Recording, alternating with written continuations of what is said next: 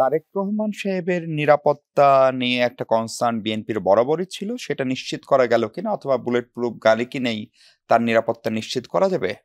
Barrister Fuad যেভাবে বলছেন যে রাষ্ট্রায়ত্ত বিভিন্ন সংস্থার উপরে যাদের নিয়ন্ত্রণ অথবা তাদের রাষ্ট্রের প্রতি দায়বদ্ধতার জায়গায় যে সংকট, সেই বাস্তবতায় উনি আসলে কবে নাগাদ ফিরছেন এবং নিরাপত্তা নিশ্চিতের বিষয়ে আপনারা আশ্বস্ত কিনা?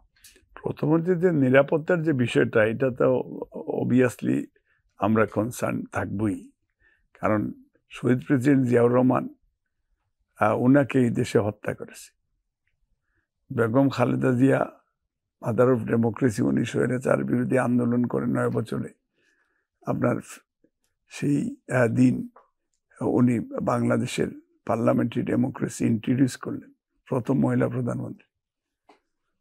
11 সেই মঈনুদ্দিন ফখরুদ্দিন থেকে শুরু করে ইন্ডিয়ান ষড়যন্ত্র শিকার বেগম খালেদা জিয়া হলেন এবং উনি জেলে গেলেন। তিলে তিলে উনাকে হত্যার পরিকল্পনা করলো। শেখ হাসিনা তো নিজেই লন্ডনে একটা জনসভায় বলেছে যে ওনার আর কতদিন বাঁচবে, বাঁচার রাইট নেই। সেই দেশমন্ত্রী বেগম খালেদা জিয়া বলেছেন, দেশের বাড়ি তো আমার ঠিকানা নেই। উনি কথার কাজে মিল রেখেছে। এখন because of the is a part of conspiracy, Indian conspiracy ছিল, আওয়ামী লীগের ছিল, তখনকার সময় জাতীয় পার্টিও ছিল।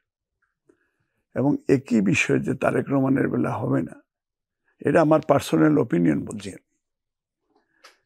তো এই জন্য বুলেট প্রুফ গাড়ি এটা হয়তো সাময়িক একটা, যদি রাস্তায় চলার পথে হ্যাঁ, কিন্তু আসলে সরকার এবং জনগণ, একটা রাষ্ট্রের জনগণকে তার প্রোটেকশন দেওয়া সরকারের দায়িত্ব।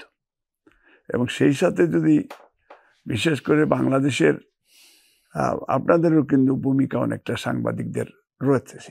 উনি কবে ফিরছেন? নভেম্বরের তফসিলের আগে না পরে, বা কোনো সময়সীমা বলতে পারেন? আমি যতটুকু জানি যে মহাসচিব অচিরেই একটা ঘোষণা দিবেন।